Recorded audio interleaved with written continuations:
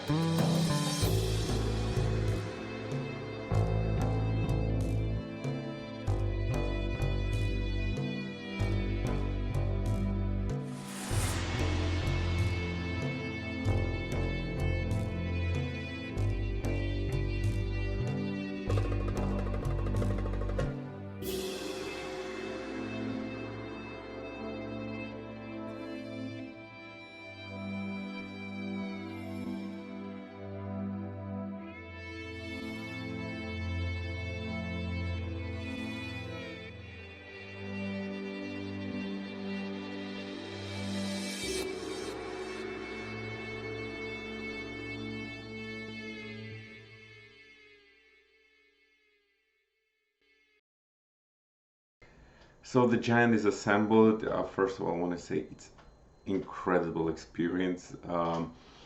It was, I think, problem with the giants because there are lots of flash and how much coolness you can bring, but adding so many accessories and so much details in those accessories, it was just unforgettable experience.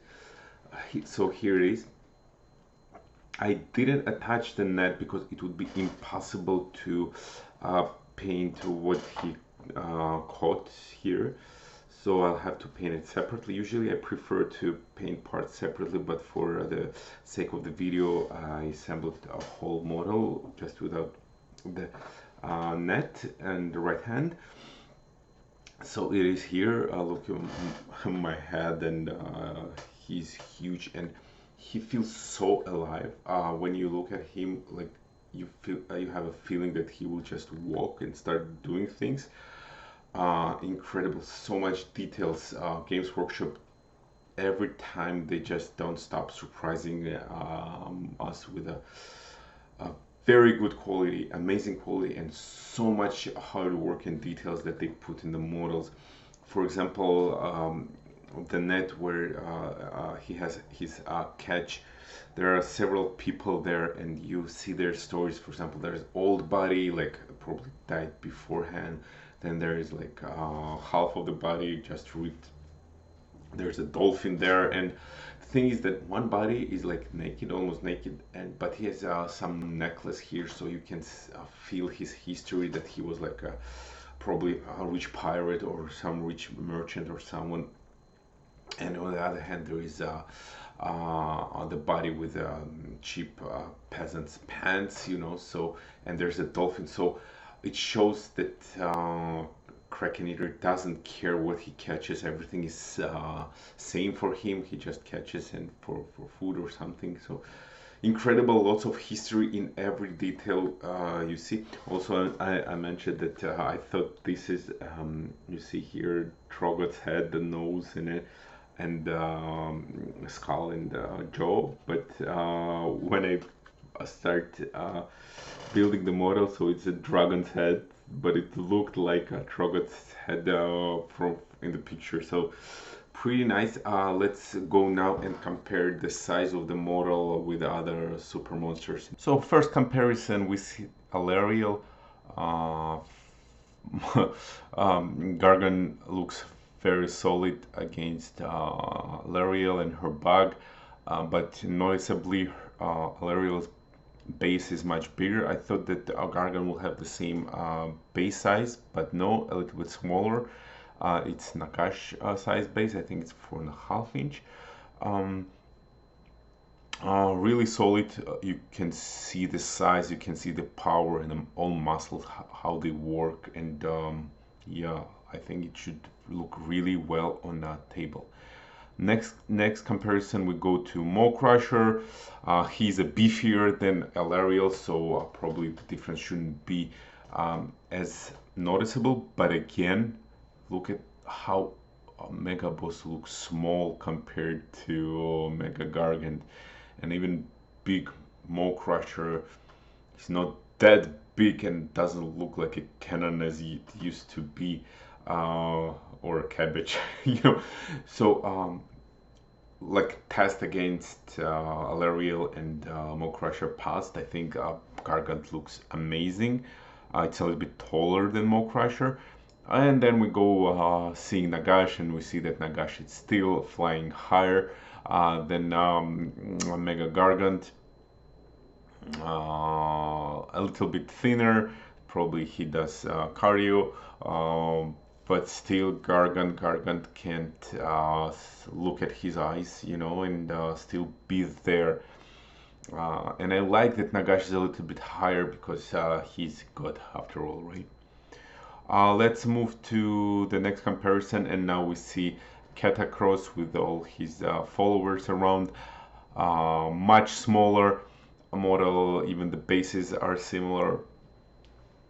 Still Catacross looks amazing, no doubt about that, but look at the size of the Gargant. One leg is bigger than whole model of Catacross. Amazing. And now good comparison, we see the smaller miniature Gargant compared to big Gargant. You see the difference in legs. Even his arm is thicker than a small Gargant's leg. Yeah, now you see why they're bosses and generals of the army. And again, the difference is not that great, so you still can feel that miniature giants are still giants. Let's move to next comparison, Hurricanum, who loves cities. So you can see that the Hurricanum is not a small model, but but there is a feeling that Gargant can just crash it with one punch. Very nice. Spider, you see that the spider is a very white model, and still, so we checked wide models, we checked tall models and thin models, and everywhere, even if a model is shorter or wider, everywhere Gargant looks very solid, very strong, and very menacing. Amazing. So final comparison with the biggest and meanest monster in the game. Let's see how our giant will look in comparison to that monster, and it's a Gotrek. And I still feel that Gotrek will kick his ass, but you see the difference between models. Gotrek is a normal sized dwarf, and the giant, like, he can just step on him and crash. So interesting comparisons. I'm very satisfied what I saw in real life when I touched the model. It really looks big, it really looks alive, and I think it will be just beauty on the boards. So that's it. Open box and assemble for many Mega Gargant, kraken-eater. Enjoyed so much. If you want to follow the progress, please subscribe in Instagram. Follow us on Instagram, Twitter, links are below. Leave a feedback, click like, subscribe, everything helps. Also, if you want to see the progress of painting of giants, please leave a comment. If we have enough interest, we will record all the paint with the tips. I'm not a professional painter, I'm an average Joe painter, but I face all the same problems that you guys face when you paint, so let's do it together. I will learn too, and try to give you some tricks and advices as we go. So leave a comment if you want to see me paint and describe what I do, and let's wait for our next episode. Thank you. Bye bye.